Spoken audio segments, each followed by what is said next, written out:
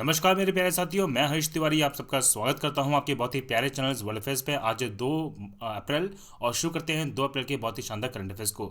साथियों, मैंने पिछली क्लास में आपसे एक क्वेश्चन पूछा था कि किसे अभी चुना गया है प्रेस्टिजियस महाराष्ट्र भूषण अवार्ड के लिए। इसका सही आंसर यहाँ पे आशा भोसले जी को, यस, और उनकी बहन लता मंगेशकर को भी ये पुरस्कार मिल चुका है।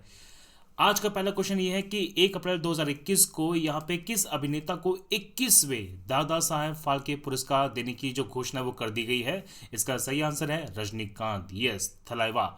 देखिए, आप देख पाएंगे यहाँ पे कि Rajinikanth to be awarded 51st दादा साहब फाल्के अवार्ड, और ये जो अवार्ड दिया जा रहा है ये दिया जा रहा है 2019 का। और इसकी जो पूरी की पूरी इंफॉर्मेशन है ये दी गई है यहाँ पे information and broadcasting minister Prakash Javadekar के द्वारा यहाँ पे कल के दिन में।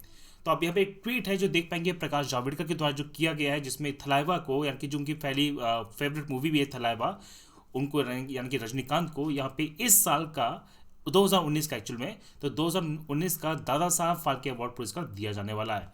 अगर हम बात करें दादा साहब फाल्के अवार्ड के बारे में, तो जो पहले अवार्ड दिया गया था वो दिया गया था पे देविका रानी को 1969 में, और मोस्ट रिसेंटली इससे पहले दिया गया था पे अमिताभ बच्चन जी को। आप यहाँ पे लिस्ट देख पाएंगे कि 2019 का जो अवार्ड दिया जा रहा है वो दिया जा रहा है रजनीकांत जी को, 2018 में मिला था अमिताभ बच्चन को, और 2017 में दिया गया था पे विनोद खन्ना को, और सबसे पहले ये अवार्ड मिला था पे देविका रानी जी को। देखिए, अगर हम बात करें यहाँ पे दादा साहब फाल्के के बारे में, तो Dada Saheb Phalke is known to be as the father of Indian cinema, yes.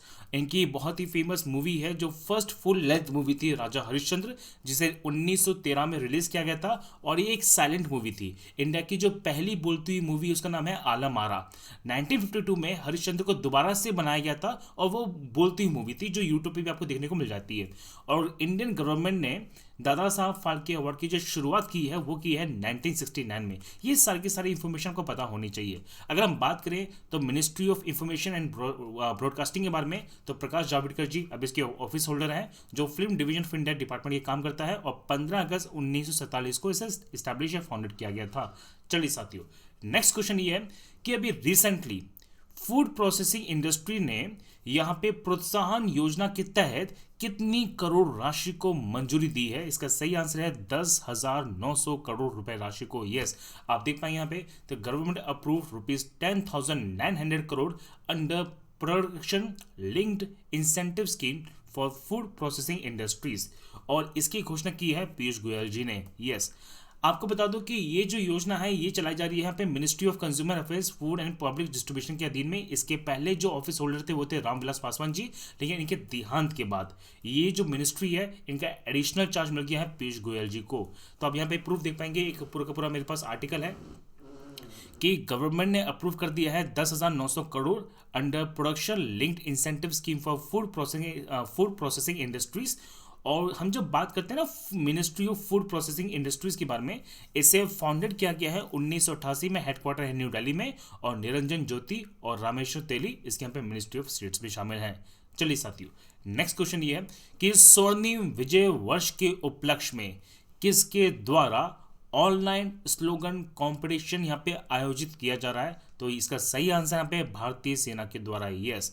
आपको बता दो कि 1971 की लड़ाई हुई थी जिसमें भारत जीता था पाकिस्तान के विरुद्ध में, और उसी के उपलक्ष्य में भारत मनाने जा रहा है स्वर्णिम विजय वर्ष।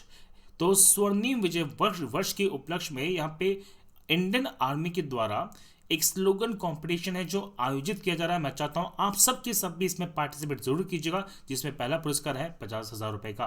तो साथियों, आपको बता दूं कि 1971 के युद्ध में जो पाकिस्तानी चीफ थे जिनका नाम है अमीर अब्दुल्ला खान नियाजी, उन्होंने 93,000 पाकिस्तानी सैनिकों के साथ यहाँ पे अलाइड फोर्सेस के सामने समर्पण किया था, और उन अलाइड फोर्सेस में भारत भी शामिल था। चलिए, अगर हम बात करें यहाँ पे इंडियन आर्मी के बारे में, तो यहाँ पे आपको पता है इसके बारे में सब कुछ, कि यहाँ पे देखिए president Ramnath Kovind ji commander in chief है, यस। नेक्स्ट क्वेश्चन ये है कि भी हाल ही में भारतीय सेना ने कितने वर्षों बाद मिलिट्री फार्म्स को बंद करने का फैसला ले लिया है, यस। यहाँ पे भारत के अंदर जितने भी सेना के द्वारा संचालित मिलिट्री फार्म्स थे ये बंद कर दिए गए हैं, और ये किए गए हैं 132 वर्षों के बाद। यस मेरे साथियों, यहाँ पे आप देख पाएंगे कि पूरा का पूरा एक ऑफिशियल ट्वीट है जो पीआईबी के द्वारा दिया गया है कि military farms have been closed after 130 years of service, और यहाँ पे इंडियन आर्मी इससे सालाना 280 करोड़ रुपए की जो बचत है वो करने वाला है। यहाँ पे पहली बार जो फर्स्ट मिलिट्री फार्म है वो खोला गया था 1 फरवरी 1889 को इलाहाबाद, जिसे वर्तमान में प्रयागराज भी कहते हैं। चलिए, तो अब यहाँ पे देख पाएंगे कि 132 वर्षों के बाद यहाँ पे सारे के सारे जो मिलिट्री फार्म्स हैं उन्हें बंद कर दिया गया। नेक्स्ट क्वेश्चन ये है कि 1 अप्रैल को इनमें से कौन सा दिवस मनाया जाता है। उसका सही आंसर पे उत्कल दिवस। यस, अगर हम बात करते हैं उत्कल के बारे में, डेट इज द उड़ीसा राज्य। यस, तो हम देख पाएंगे कि उड़ीसा डे है 2021 में। हम जब बात करते हैं तो जगन्नाथ और यहाँ पे उत्कल तट के लिए फेमस है कौन सा, उड़ीसा। आपको ये पता होना चाहिए कि उड़ीसा को यहाँ पे आज ही के दिन यानी कि 1 अप्रैल को 1936 में बंगाल को से अलग किया गया है। ये से बंगाल से अलग हुआ है। एक्चुअली बंगाल और बिहार का जो पोर्शन कहते हैं वो है। देखिए, पहले बिहार अलग हुआ बंगाल से, फिर यहाँ पे बिहार से अलग हुआ है कौन सा पे, उड़ीसा। तो इस तरह से बना है पूरा का पूरा रीजन। एक्चुअली बंगाल का एरिया था पूरा ये। आपको बता दो कि यहाँ पे ट्राइब रहती है जिसका नाम है उद्रा ट्राइब और ओद्रा ट्राइब। तो ओद्रा, ये उद्रा ट्राइब के नाम पे ही इसका नाम पड़ा है पे कौन सा, उड़ीसा। और आपको बता दो कि जब उड़ीसा बनाया गया था तो उसका बहुत कुछ एरिया था जो उस समय के मद्रास प्रेसिडेंसी में था, और मद्रास प्रेसिडेंसी से ही एक नया राज्य बना कौन सा, आंध्र प्रदेश। और आंध्र प्रदेश और उड़ीसा की सीमाएं भी आपस में मिलती हैं। चलिए साथियों, तो यहाँ पे हैप्पी उत्कल दिवस है जो मनाया जाता है पे 1 अप्रैल को। आप देख पाएंगे, हम बात करें उड़ीसा के बारे में, भुवनेश्वर कैपिटल है, नवीन पटनायक जी चीफ मिनिस्टर हैं और गणेशी लाल इसके गवर्नर हैं। अगर अब बात की जाए भारत के सबसे लंबे डैम के बारे में, यस, तो इंडिया लार्जेस्ट डैम जिसका नाम है हीराकुंड डैम, और हीराकुंड डैम पड़ता है उड़ीसा राज्य के अंदर। इसकी लंबाई है 26 किलोमीटर की और ये लॉन्गेस्ट डैम ऑफ इंडिया के अंदर शामिल भी है। आपको बता दो कि हीराकुंड जो डैम है वो बना है महानदी पर, और जिस डैम की ऊंचाई है 96 मीटर्स की, कंपोजिट डैम है। एक्चुअल में ये 2 पहाड़ियों के बीच में है। एक पहाड़ी का नाम है लामडुंगरी पहाड़ी और एक है चंदेली पहाड़ी, और इस कारण से इसका जो यहाँ पे पीछे का एरिया पानी का वो बहुत बड़ा होता है।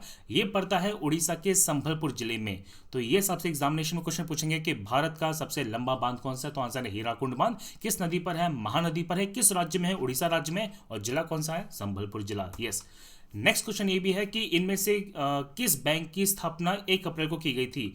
इसका सही आंसर है पे RBI, that is reserve bank of India, जो बैंकों का बैंक है भारत के अंदर। यस, तो भारत में बैंकों का बैंक कहा जाने वाला जो बैंक है वो है रिजर्व बैंक ऑफ इंडिया।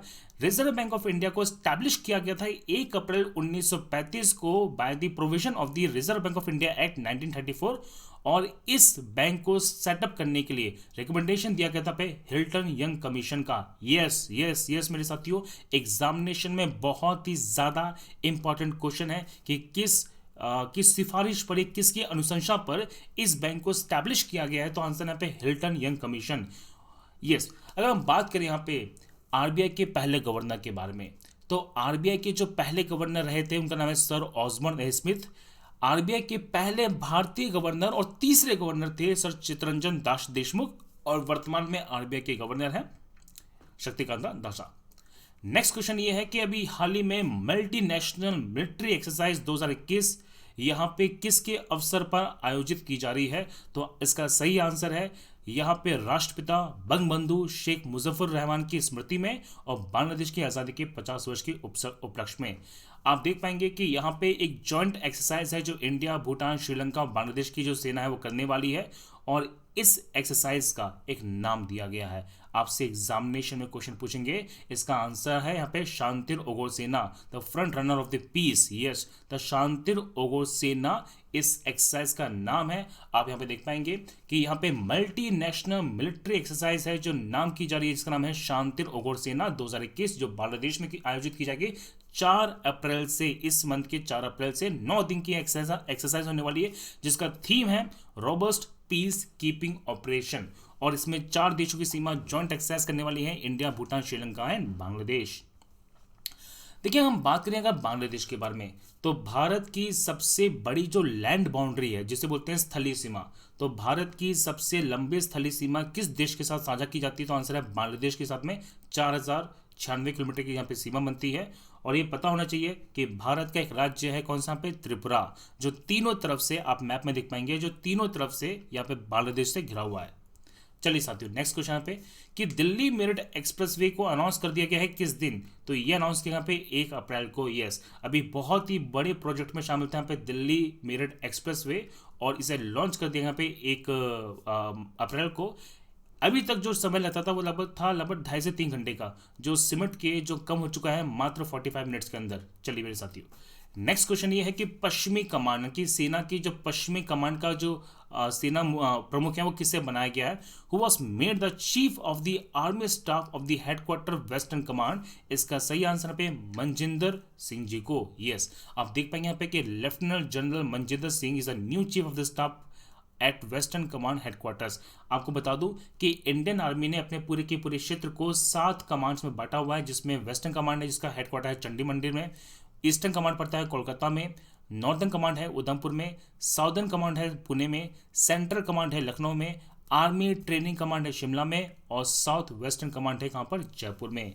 तो हम जब बात करने वाले हैं, ये बनाए गए यहाँ पे वेस्टर्न कमांड के, कहाँ के हैं देखिए वेस्टर्न कमांड के, और वेस्टर्न कमांड मेरे साथियों कहाँ पड़ता है? ये पड़ता है चंडी मंदिर में।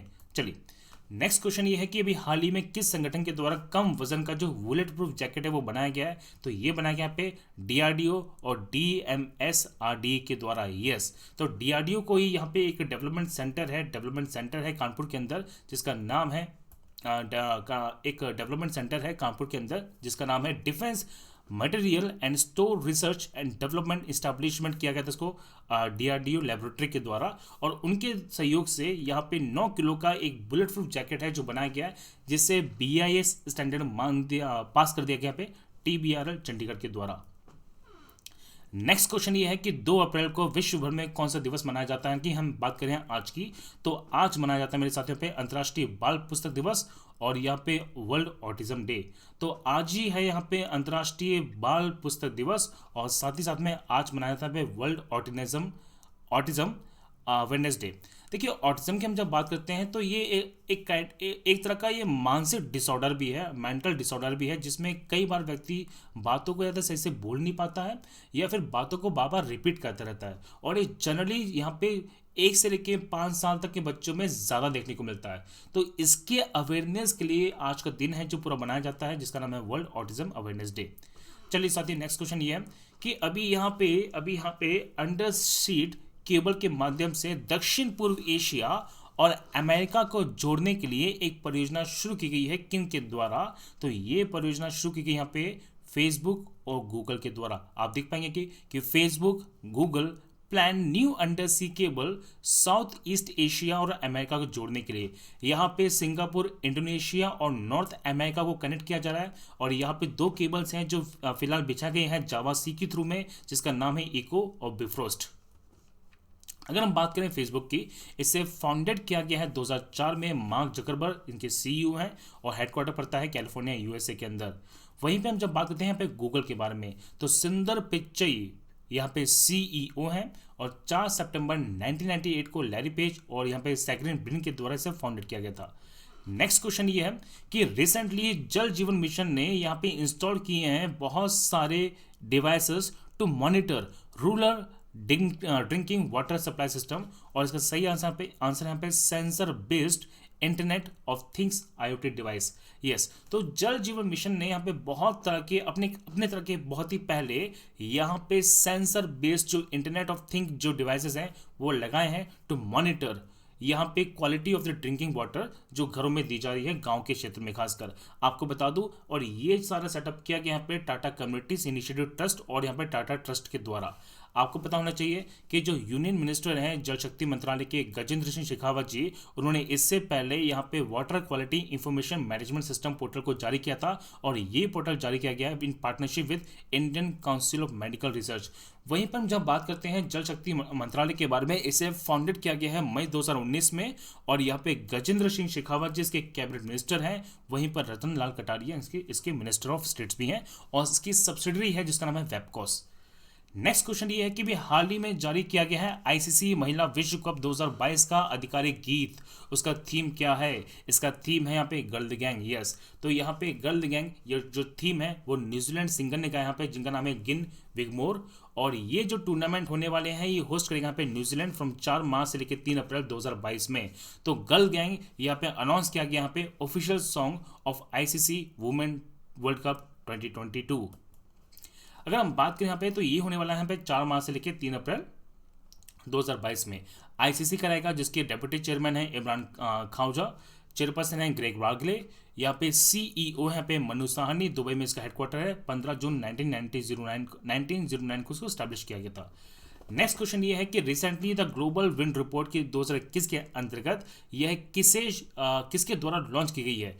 तो यहाँ पे आपको बता दूं कि वैश्विक पवन रिपोर्ट यहाँ पे लॉन्च की जाती है यहाँ पे विश्व पवन ऊर्जा परिषद के द्वारा, जिसका फुल फॉर्म है यहाँ पे ग्लोबल विंड एनर्जी काउंसिल, जिसका हेडक्वार्टर पड़ता है ब्रुसेल्स बेल्जियम में। सीईओ यहाँ पे बेन वेकवेल और इसे फाउंडेड किया गया यहाँ पे 2005 में। तो ये रिपोर्ट यहाँ पे जारी की जाती है GWEC के द्वारा।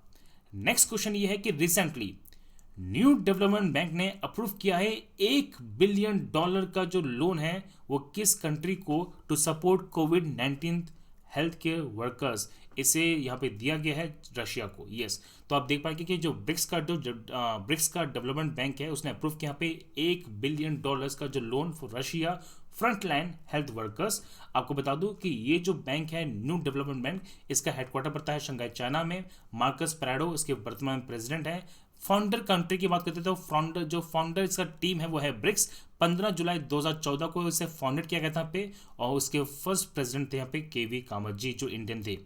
नेक्स्ट क्वेश्चन ये है कि 1 अप्रैल को यूनियन एजुकेशन मिनिस्टर है हमारे रमेश पोखरियाल जी, उन्होंने किस यहाँ पे ऑनलाइन प्लेटफॉर्म को यहाँ पे लॉन्च किया है या किस पोर्टल को लॉन्च किया है, इसका नाम है, इसका सही आंसर पे माई NEP 2020। तो आप देख पाएंगे कि जो केंद्रीय शिक्षा मंत्री जी हैं उन्होंने माई NEP 2020 प्लेटफॉर्म को लॉन्च किया है, और इसे लॉन्च किया गया पे NCTE के लिए, जिसका नाम है national council for teacher education. 1995 में इसे फाउंडेड किया गया था पे, हेडक्वार्टर पड़ता है न्यू दिल्ली में, और विनी जोशी इसकी यहाँ पे चेयरपर्सन भी है। नेक्स्ट क्वेश्चन ये है कि देखिए अभी रिसेंटली जो क्रूज सेवा है वो शुरू की गई है किस किस के बीच में, तो ये सूरत से शुरू की गई है, और सूरत से शुरू की गई यहाँ पे द्वीप के लिए, आप कह सकते हैं द्वीप के लिए। तो ये सब देख पाएंगे कि यहाँ पे मनसुख मांडवी जी है, तो उन्होंने वर्चुअली फ्लैग किया है सूरत दीव सूरत के बीच में एक क्रूज सेवा को, जो गुजरात में पड़ता है, और गुजरात के अंदर जो यहाँ पे खंबाती खाड़ी है, द गल्फ ऑफ खंबात, वहाँ पे सेवा चलने वाली है। तो अगर हम बात करें तो ये सेवा शुरू की गई यहाँ पे ministry of port shipping and waterways के द्वारा, और यहाँ पे हमको बता दूं कि यहाँ पे मनसुख लाल मांडवी जी इसके मिनिस्ट्री ऑफ स्टेट्स में शामिल हैं। आप लोगों के लिए एक होमवर्क क्वेश्चन ये है कि 1 अप्रैल 2021 को यहाँ पे सिस्तुरा हिरण्यकेशी, बहुत इंपॉर्टेंट नाम है, सुन लीजिए ध्यान से, तो सिस्तुरा हिरण्यकेशी को बायोडाइवर्सिटी हेरिटेज साइट में शामिल कर दिया गया है। तो आपको बताना है ये सिस्तुरा हिरण्यकेशी किस क्षेत्र में स्थित है, कहां पर स्थित है। आपके ऑप्शन है दिल्ली, उड़ीसा, महाराष्ट्र या पश्चिम बंगाल। तो साथियों ये था आज का हमारा पूरा का पूरा करंट अफेयर्स। मैं जल्द ही आपको यहाँ पे देखिए वर्चुअली पढ़ाने वाला हूँ, आपको सामने पढ़ाने वाला हूँ। अभी मैं किसी कारण से थोड़ा बाहर गया था तो आपको कल क्लास नहीं पाई थी, आज आपको मैंने पूरी की पूरी क्लासेस को समराइज करके दिया अच्छी तरीके से। तो साथियों if you want to crack SSC examination with India's largest learning platform Unacademy, तो अभी के भी डाउनलोड कीजिएगा अनअकैडमी का लर्निंग ऐप, और मुझे फॉलो कीजिए यहाँ पे हरीश तिवारी के नाम से, जहाँ पर मैं आपको बहुत ही शानदार तरीके से बायोलॉजी ज्योग्राफी पढ़ा रहा हूँ। साथियों यहाँ पे SSC का सब्सक्रिप्शन लीजिए, लेकिन ये फीस पे ना कीजिएगा। Use my code STSUN10 and save money. तो SSC के सारे नोट्स को प्राप्त करने के लिए अभी के भी जुड़ जाइए SSC के टेलीग्राम चैनल से, जिसका नाम है SSC एनग्रेव। तो साथियों ये थी आज की हमारी स्पेशल क्लास। मैं कल मिलूंगा आपसे 3 तारीख के बहुत ही शानदार करंट अफेयर्स पे। जय हिंद, जय भारत।